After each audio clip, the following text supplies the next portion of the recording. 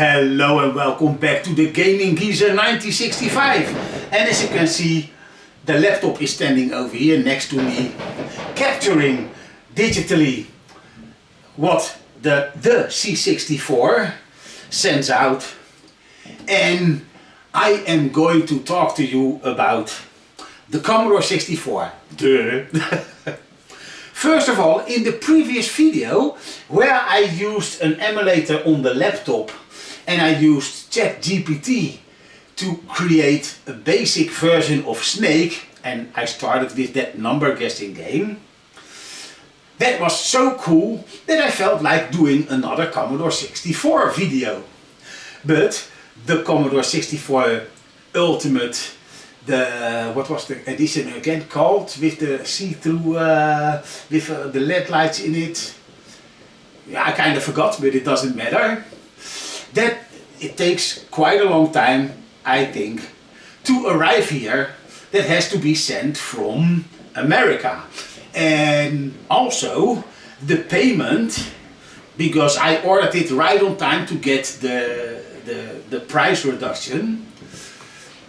But it's in a busy time of the year, and now the bank, the money transfer isn't happening until the 2nd of January. So I'll have to be patient and wait for my truly solid Commodore 64. Because on that one I can use my own, the Competition Pro, yeah, that was it called, Competition Pro joystick, which looks like this one, but more sturdy. The problem with this one is the joystick is already broken. When you click to the right, it will not center to the middle by itself anymore. This joystick was broken in 1 week of playing Turbo OutRun. But well, I also want to include that in this speech over the Commodore 64. And that the thing is, I like the product. I don't care that this has a little bit more frame delay upon the input. I was never really a great performer on these games, so I don't, when it comes to the games themselves, I don't feel any difference. What I hate is the quality of the joystick. Yes, it says with big numbers on the box, micro switches, and that is true, you can hear them. It really sounds like the old joystick, except a bit more hollow. And that's the same goes for the Commodore 64, or in this case the C64. It is hollow.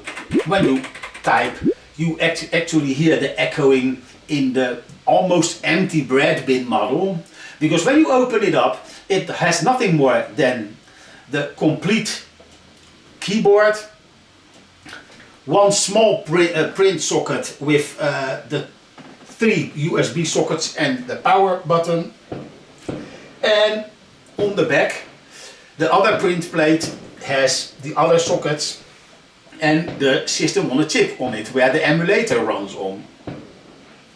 For the rest, it is all empty, and to give the Commodore or the C64 its hefty feel, that is because on the bottom of the keyboard, to make it as sturdy as it is, they've got a metal sheet following the whole bottom of the keyboard, including below these function keys. It works. I don't know how long the keyboard will last, but typing on it is very nice. It works. There's no satisfying click, but it doesn't have to, especially not for this price point. Because let's be fair, this costed me, if I remember correctly, somewhere in the region of 120 or something like that euros. But the thing is, this controller needed to be sturdy. If you play a game like Decathlon, where you have to left right very fast and tapping to jump over the hurdles, for instance, Decathlon would demolish this joystick in a week. Yes, if you have been given a review unit at the time when this came out, you would have played a few games, you did the review, and everything is okay. But when you are the end user, and when the end user is someone like me, who loved his Commodore 64 so much that he is playing long sessions, and then if you only need a week to destroy the joystick, there's something wrong. And then something else. This has a USB port, a socket, so I can't use my original Commodore 64 controller. I also cannot order a different one. And why not? This one has 4 buttons. And these 4 buttons has a function. For instance, if I go to the options in here, and I will go to the classic mode, where we go to the Commodore 64, then now it fires up as if it's original Commodore 64. I can also go into the settings and say, I want to be this my basic boot up. So the programming, the OS, excellent. Emulation, sound quality, especially for this price point, also excellent. But here it comes. If you want to go back, there's no way you can do this on the keyboard. You need to press one of these buttons. Well, this is the wrong button, so let's delete this. That's also, it's the most right one.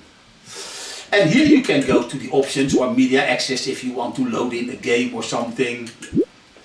Or switch back to where we were, the carousel mode. You can select the computer model. Well, the Commodore 64 was most popular in Europe. In the Netherlands, almost everyone who I knew had this one. And some people who had a lot of money could buy this and the ZX Spectrum, which were both very popular at that time. But the most people that I knew had a C64, and that means most games that were programmed on it are in PAL. So why would I want to switch it to NTSC if most games run better on PAL than they do on NTSC? And there's also a little trick which I don't know how to do, but you can change the file name of the ROM that you want to run. If it's a ROM that runs in NTSC, you do not have to change these settings. No. What you can do is actually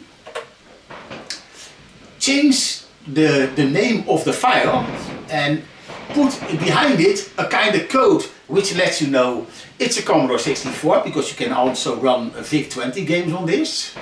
Then you can say if it's PAL or NTSC, and then you can, if my memory serves me well, say in what kind of memory you want it to be in. There's like bank A or bank B. I think if I would ask ChatGPT, he would answer me. But I don't want to invest too much time in this anymore, because I will not play too much on this anymore. Because I cannot replace this joystick. Yes, I can buy the same joystick, but then I can play a week again, so it has no use. And that is something that I think is bad for the environment. So yes, they make a box, they remove most of the unnecessary plastic bags and everything for the environment. But throwing this joystick away and it enters in the environment because it's garbage, do you think that is a good idea? My original Competition Pro joystick, and I will show you when my other Commodore 64 arrives, is still working, and that has been abused for 12 years. And then I didn't play too much on the 64 anymore. Then it was all newer computers, the Amiga, the Super Nintendo, the Mega Drive, well, and so on, and so on. So then I only use it for a few further years, and then the TV broke down. And I didn't want to actually invest in a new tube TV, because flat screens were all the rage, and you can't hook up, or at least I can't hook up, a real original Commodore 64 to a TV. And I think if I would want to use it now, I need to restore it, recap it, and make sure that it's future proof. So I did the second best thing, getting myself that new Commodore 64 Ultimate from America. But let's see if I can play a game. What I also want to try is I've already did a video on my other channel, which I cannot access anymore, how you can do a disk swap if you are playing a disk-based game like Turbo OutRun and the game says to you, you gotta swap disk. And since this is a longer video to show you the plus and minuses that I think on systems like this, because I think how it's shaped up, excellent. But if they invested a little bit more money in the solidness of this, you can just Google on image and then search for the inside of the Competition Pro. You will see that this stick is also from plastic on the Competition Pro, but inside that stick there's a huge steel bar. It will not bend. The plastic is so hard that it will not be cut by the micro switches.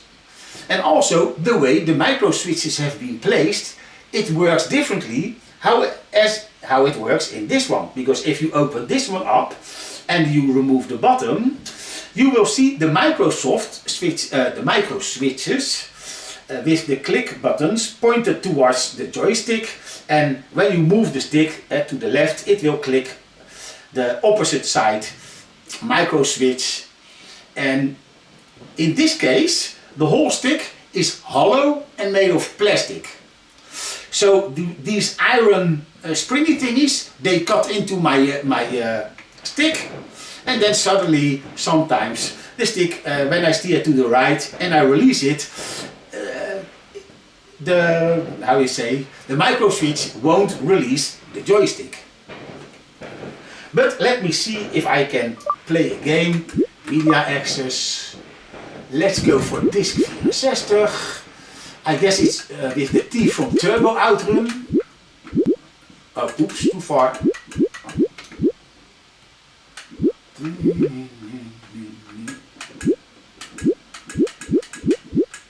Test.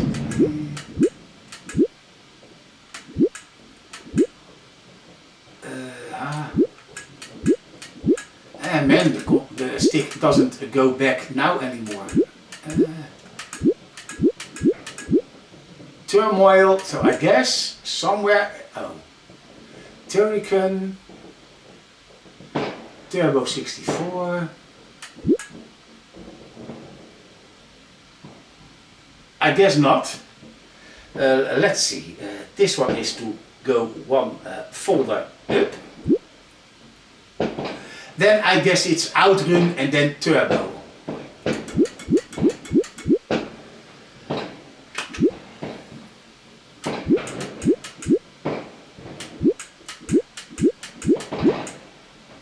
OutRun Europe, OutRun Turbo. Yes, I was right.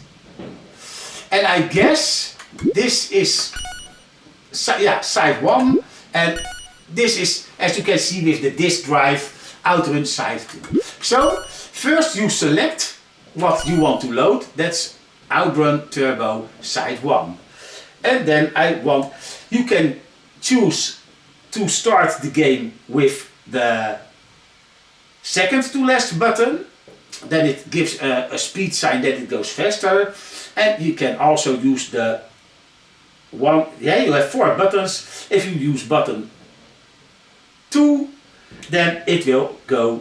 Well, let me see what happens, because I guess this is fast and the other one is even faster. With looks like a rocket. So a rocket is faster than a car, sorry. So let's just give it a go when I'm pressing the third button. Oh no. Oh, I guess you can just put it off. So I guess we'll just run it by pressing this one. Yes, that was the proper button. It is actually fun to play this again. You can cheat, and that's what we are going to do. If I'm not mistaken, you have unlimited time with this one. But if the intro is there, unlimited time, then you can say yes. I've turned my volume way down. I can give myself a little bit more.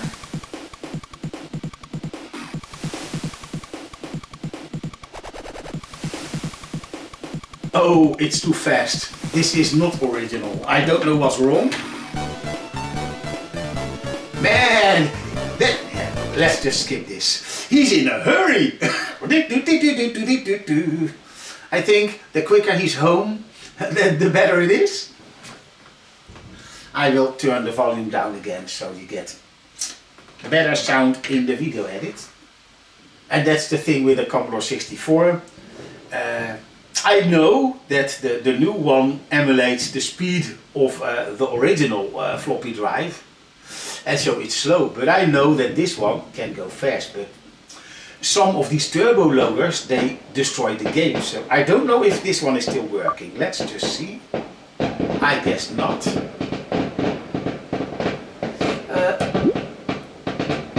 I guess not. Let's just reset. Options. Either I did something wrong, I don't know, so let's just give it a go again. Media access. At least I know now how to work. Side 1. Oh, I supposed to, I guess I have to shut down the turbo. That was the wrong one. So, let's do this again. Options, reset, there we go. There will come a time that I get this right. I haven't played with this so much because I was so disappointed with the quality of the joystick. I mean, I saw the 8-bit guy and he said, well, I would recommend this. And wow, I've already bought it at that time. And then I get it at home. I wonder how long he played with it, because, like I said, my joystick didn't even last a full week with really enthusiastic playing. But let's still give this a go. Media access, Turbo OutRun. I want to turn off that rocket, so it's the third. Yes! And now I must press the second button.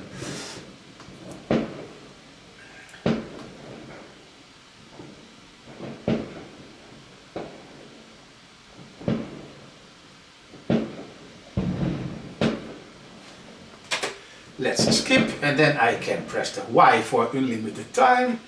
1, 2, 3. No, still too fast. I think the firework will be more annoying than a little bit of echo of the music.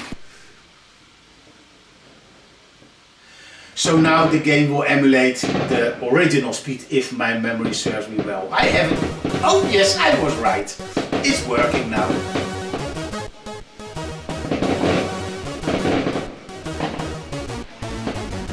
Let's just skip this. Well, let the game switch itself.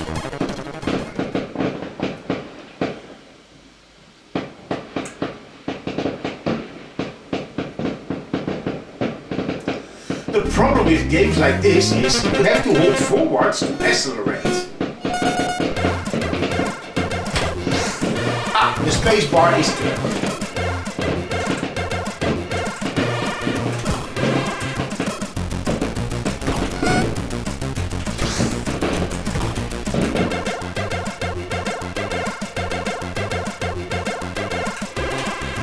Oh, my sound is still too loud compared to... Strange that the intro music is softer than the in-game music.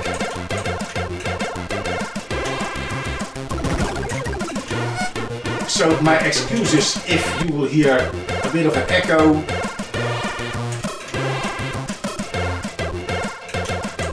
When I got my original Commodore, well, I will call it original because it actually came from the States, and it's not emulation, but something else. I kind of forgot the name of it, but even here it is too fast. And I thought I had it on ball.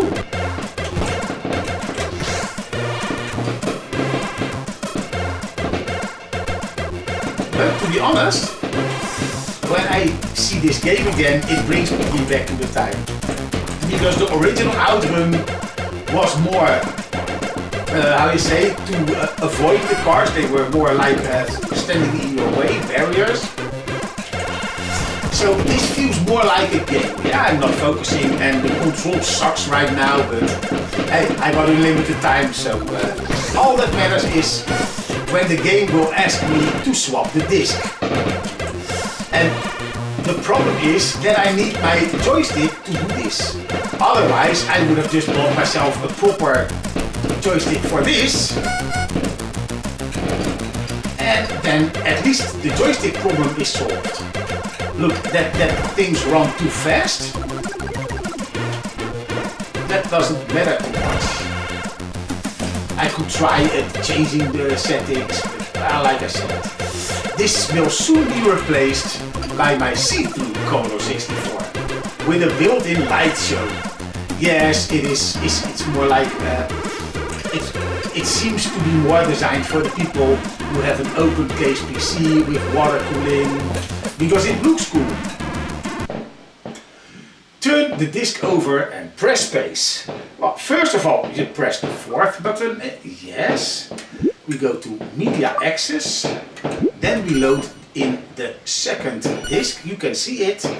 And then I need to press the button to go back to the game. In other words, I don't load it, because then you will just erase the game. You need to go back to the game, so you're on the screen where it says press space to continue. So let's close this one, press space, and as you can see, the game loads. Well, you're not making your car faster if it can't grip the road, so you always begin with high grip power. Then the high-powered engine, because that will give you a continuous faster car. And as in the final stage where you can select, it's the special turbo. That's the only way to go if you want to have the fastest time possible. I was too slow, and so she's going. Well, in the original game, this happens right before the start. But I guess they couldn't make the animation work in the game itself, so they did the animation here. Then the stages load. Look, I'm not going to finish this whole game. This was just to show you on this channel, because I already did it on my old channel, how the disc swapping work. So you press that fourth button. No, wrong. Yes, the fourth button. You go to Media Access. You select the proper disc. For instance, in this case, if I wanted to go to 1. And instead of that you want to load, so instead of pressing the second button, you press the last button, the fourth, because it says arrow back, and that means go back to the screen that you were before, and that was in the game. And then you can do what the game asks you. In this case, press the space bar. So that problem solved, and I'm glad that I still could do it without practice, because I didn't actually try playing this game before making this video. And also what I do want to do, let's just exit, go back to the menu and reset the Commodore. When I saw several reviews for the new Commodore 64, everybody starts with this famous program. And every time I see them do 10, print hello world, 20, go to 10. And then you get one list on the side of this screen, hello world. Very nice, but this is not how I learned it. First of all, I memorized all these shortcuts, how to do certain things. For instance, a question mark will turn into print. I will show you what I mean. I want to clear the screen. Usually you do this with a poke and a character string number, but not so how I do it. 10, print, and then I press while still holding the shift button, clear home, and again the 2. That inverted heart sign, that is the same as that poke and character string number. And then another print. You don't have to use spaces, you can just keep everything together, because when you program on the Commodore 64, per line you can have 2 rows of programming code. If you exceed that, this will result in a syntax error. So let's do the print instruction. Now everybody does this.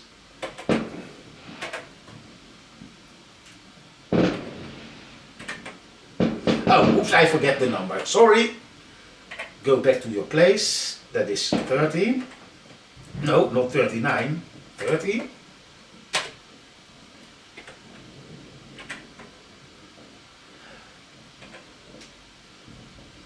I say go to 20 because if you go to 10, it will clear the screen and it will keep on reprinting Hello World on the top left corner.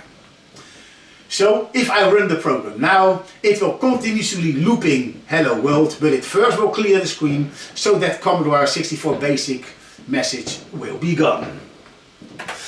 First of all, with all these abbreviations, I will show you the list, and when you see the list, you can actually see the proper BASIC code without all the abbreviations. So on top is how I type it.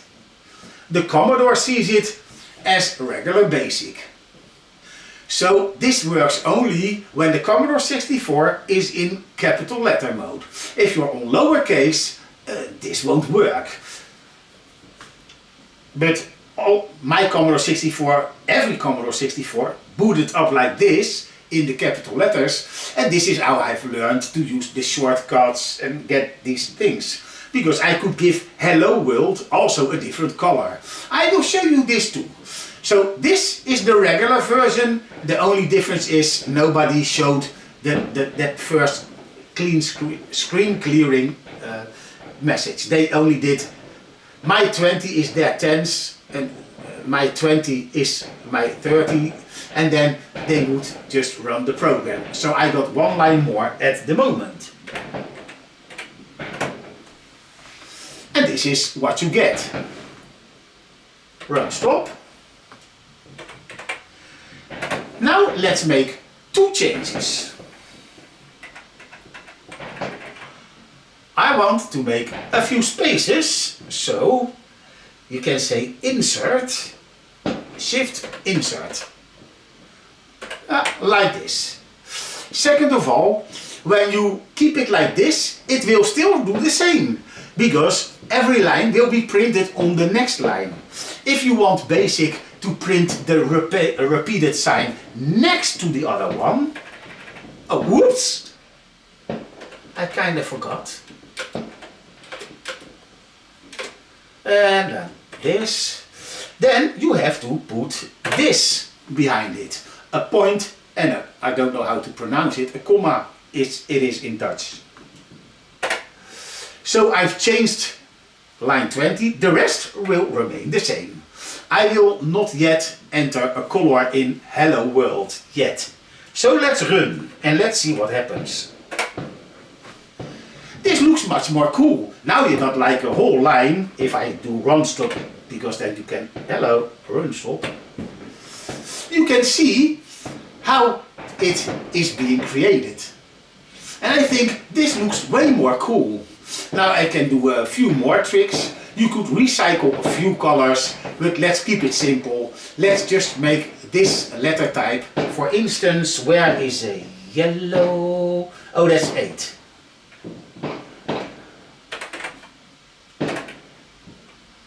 First of all, I need to get a space in Hello World. So, yes. Then I go, oh, delete. Oh, I need a space again. And now I want the yellow, that is Control 8 if my memory serves me well. Enter.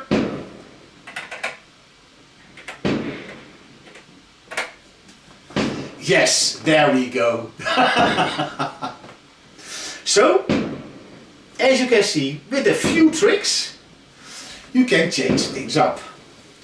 I don't remember the poke numbers for the background and the edges, but if I would want to make this a whole demo with every word, every hello world in a different color, I would just go to ChatGPT and say, here's my code, can you please add the following things. I want every hello world to be one of the different colors of the Commodore 64. I want a black background and a dark gray edge. And so the background is black, so every color I want to be in the text except for black, because then you can't read the text hello world, because that will be written in the same color as the background. And ChatGPT will do the rest for me. So how about that for lazy programming? But well, as you can see, I still remember the bit. Run stop rotor, I don't know. Yes, everything turns back to normal, even the color of my text. So that L with that strange sign is just L and then Shift E, as long as you're in uppercase. This works for this Commodore, this works for the original Commodore, and I bet you it will also work on the new Commodore 64 Ultimate, and I can't wait to get my hands on it.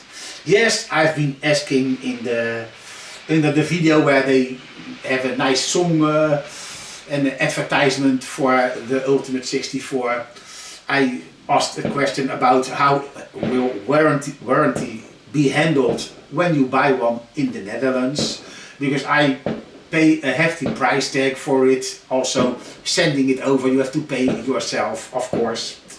It's not cheap, but I want to be able to use an original joystick instead of one that comes with it and breaks down in a week. And also I've bought, because I do want to give them a chance, I also bought from that same website a see-through joystick. In the how you say, on the website they show, even when you choose see-through, on the screen it looks black, but yeah, see-through means for me you can see through it, just like that blank Commodore 64. So I hope the joystick will match my Commodore, and I will use that joystick too. But I want to use mainly my original Competition Pro, even if it's to see how long it will last after 12 years of abuse, then the remainder of the time being played once a few times in a month, and then when the TV broke down it had no use anymore, because, well, luckily for me, later this was released. You also had the Mini, but that had such a big delay. I thought, you know what, I'm already not so good in gaming compared to the really competitive guys, because I play for fun and not to be the best in it. And so I thought, you know what, it will be way too difficult. And then with certain reviews I've heard that this one had way less delay, and to be honest, I don't notice any delay, so that's good. And so I thought, well, this will be enough to keep me entertained. And then within a week the problems came, and I tried to open it myself and try to fix it, but yeah, then I need to actually be able to replace this. And also one of the micro switches metal is bent, and if you keep on bending it back and then the joystick bends it again and then you bending it back, then you get metal fatigueness and it will break on you. So it's best not to bend it and leave it as it is. But this results in, when I press the joystick to the right, it will stay to the right and I have to pull it back myself. This doesn't work when you need to be very precise in gaming. This is why I also will not be showing anytime soon, until I got my new Commodore 64, Ghouls and Ghosts. I mean Ghosts and Goblins. The Commodore 64 version, which is missing one stage, I could actually finish. That you walk to the princess, congratulations, and the game starts again. Because the original game you had to finish twice to see the end, and the Commodore 64 version, if you just get through all the stages, you get to the end in one go. So it's more easy, and it's still very much fun to play. So, but I can't play it on this, it just doesn't work for me. this is nice to program like this and sometimes play a slow game, try Turbo OutRun, crash, but long live the trainers, so you can still make it. Well, I think the video is long enough, and it's also, well, it's nice that I actually can capture the screen now, and this means that when I got my new C64, I will be capturing this as well. It's actually cool to see that the capture card sees the resolution that it's putting out. It's 720p. I wonder what resolution the new Commodore 64 is sending. But to be honest, I'm already very happy with the screen quality of this. I don't see any bleeding, ghosting or problems with this screen. And I've also seen that video from Retro Recipes Commodore where he is showing you the factory and the run of the first batch of the new Commodore 64 Ultimate, and it was truly cool to see. And he even dared to show that the first run had a problem with the colors, and that had to do with the lines on the main board, and then together with the designer of the board they solved the problem, and then you also got a great quality screen. Even if they didn't show you that they run into a problem that they had to solve, I would have still felt secure in buying one of these, because you can clearly see how passionate he is on Retro Recipes. I kind of forgot his name. He always starts with chip dippers. And he's got a talking dog. Well, talking dog. The dog itself doesn't speak, but he gives him speech bubbles in the video edit. I truly like his channel, and with that classic vibe from the past. I love modern gaming too, but it's very much fun to see somebody just as enthusiastic about old hardware. And for me it's only the Commodore 64, because that's my youth. But yeah, that just rubs off on me, and I thought, you know what, I had it in my basket for a while, and then before the deal closed, that you get a little reduction on the price because you are buying it in the pre-release state. I thought, what the heck, you only live once, let's do it. I love the Commodore 64. I even tried to replace my original one with this, and it was fun for a week, and then the fun died, unfortunately. And I'm not willing to buy a new controller if I know how it looks inside, I know how it's made, and it's not made to last. So yeah, okay, that's enough whining for me for today. The next video will be more positive, I know for sure. And it was also fun because I've already took a few pictures of me programming, not in this video, but before I made this video, to show ChatGPT. So the next time we are programming a game, he knows if I want to change the color of a world. He was going on about it with poke and peak numbers, and it didn't work out in the game Snake that I made together with him. The colors of I wanted to have a top 4 with blue on top being the highest price, then gold, in other words yellow, and then light gray for silver, and then brown, light brown for bronze, and the rest of the letters were the default color that I choose for every text in the game, and also for the Snake game itself, also yellow. Yeah, that would be confusing, so everybody gets gold except for the first place, the second, and no, the first, the third and the fourth. But the code didn't work. All we got was gold, silver, bronze, and then only. So that first line suddenly couldn't be colored in blue.